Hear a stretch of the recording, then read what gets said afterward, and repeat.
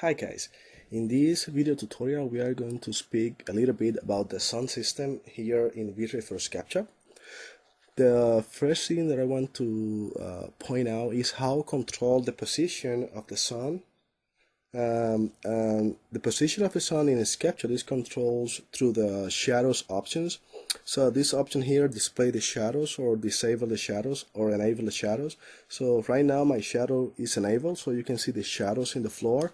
But if I disable the shadow, you are not going to see the shadows of your sun. So it's very important to click this option here to see where you have your sun, and also you can control the date or the month of the year here using this bar, and also you can control the hour of the date using the other bar here. Or if you click on Windows Shadows, you can see or control with more precision the times and the date of your sun. So right now my time is 5:29 p.m. and my date is on June 25th. Okay, and also by default in SketchUp we have enabled the sun and also the sky. I want to point out the difference between the sun and the sky. When you use text sky here in the GI color, you are using the sun. GI color produce illumination, so you are using the sun. Vivid color is only what you see in your background, so you are using the sky when you have the text sky in the VG color. But also you can control the sun and the sky separately with these options. Let me show you how to control that. If you click on the VG color on the M, and if you disable, you can see here that the test sky options are grayed out. If you disable the sun here in the test sky option, select none, though the option for the separate sky is available right now. So if you disable the sun, you can control the test sky or the appearance of the sky separately than the appearance of the sun. But if your sun is linked with your sky, if you make changes in the sun right now, these changes is automatically created in the sun system. So for example, if I change the turbidity value to 6 in this option that right now I am in the VG color, you are going to see that in your GI color, so it's your sun, the change is already there. So let me go back to default, that is 0.3, and I want to explain the turbidity, the ozone, the size, the intensity, and also the subdivision value. So let me click OK for now, and I want to make my first render. Click render to see what we have.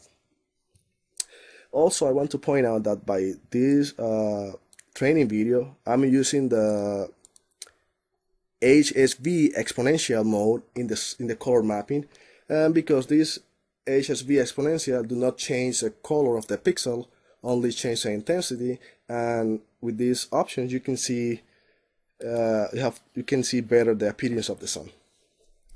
Right now we have a really nice sun option here. You can see this point here in my render is the sun, but we are going to make some changes right now in order to control the appearance.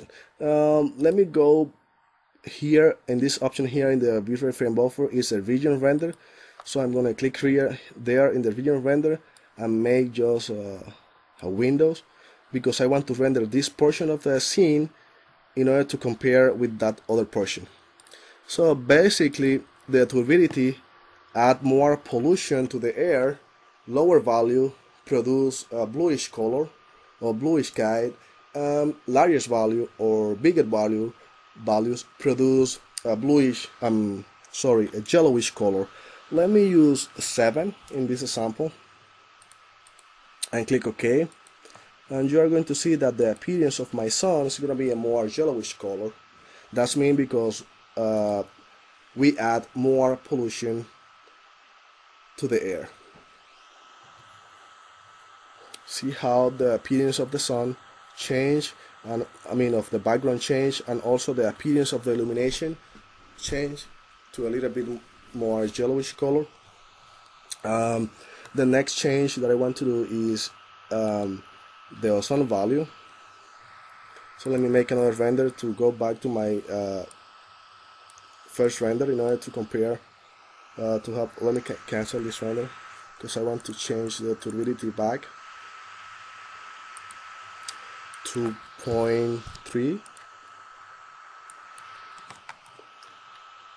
The other change that I want to do is just the ozone value, but first I want to go back to my previous render. Actually, I should save the previous render in the history, because we have now this edge here is like a history. If you click there, you can save a history of your previous render, so you can load the previous render before, so you don't have to change or to re-render the scene again how I did. So I apologize for that, but this is a good option to show you the history, the new Vray frame buffer history and how it works. So for now, you can click here, save in the history, and your render is going to be here in your history. If you want to load, for example, this old render, I can load the render, and if I want to call my previous render, I can select the render and click load, so you have this render back. Okay, let me make a small windows here in this area, because I want to create a region render to show how the turbidity works, I mean how the ozone works. So by default is 0.35. I want to increase the ozone to the maximum value, that is 1. Basically the ozone controls the appearance of the illumination.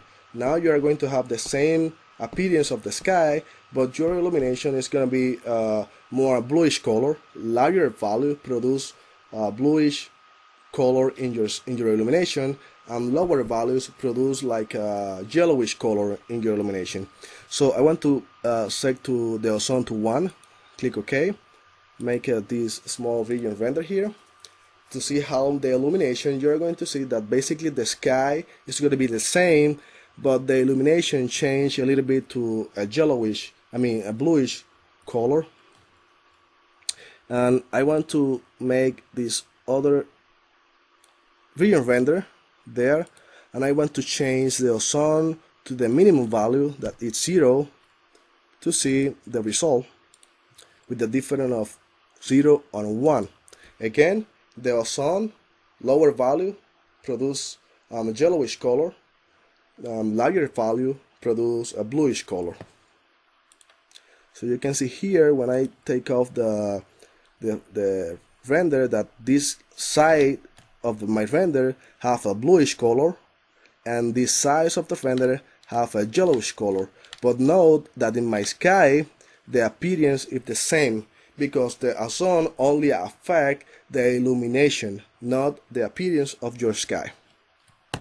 So let me close the history here, and this is very simple. Again, turbidity, add more pollution to the air if you have a largest value, so you are going to have a yellowish color. The ozone only affect the illumination. Lower value produce yellowish color, and largest value produce bluish color. So let me go back to default. It's 0.35 is the default value, and I want to show you how the size affect the appearance of the sun and also the appearance of your shadows. I'm going to change the value to 20, and you can see here in this render the appearance of the sun is just a small point in my space, and the shadows are sharp shadows. When I increase the size of the sun, I'm increasing the appearance of my sun, so I have a very big sun, and also my shadows are more blurry. We have the same appearance with rectangular shadows. You can see, you know that if you use small rectangular lights, the shadows are sharper. If you use large rectangular lights, your shadows are going to be blurry or smooth. So this is the same process or the same techniques here in with the sun. If you have a big sun, your shadows are going to be blurry. So this is pretty nice in terms of the shadow, but usually you don't want to see the big sun like that in your render. So that's why we have another options to make the sun invisible. Here, if you click the invisible, click OK. Now you are going to have the same appearance of your shadows, but your sun is gone, so you can use these options to hide the sun, for example, from the reflection. So if you have a water and you have a big sun, you're going to see the sun in the reflection of the water. But if you hide the sun, you are not going to see the sun in the water reflections, but you are going to have the shadows or the smooth shadows of your sun. So the maximum value for the shadows for the size is 200.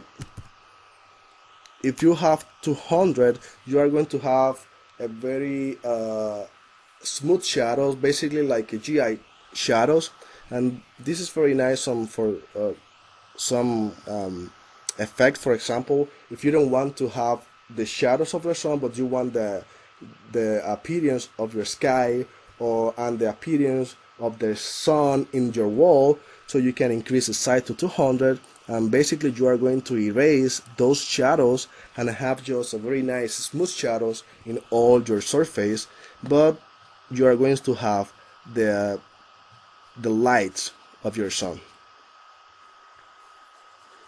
This option produce noise in your floor, so maybe you have to increase the subdivision of your sun in order to erase the noise.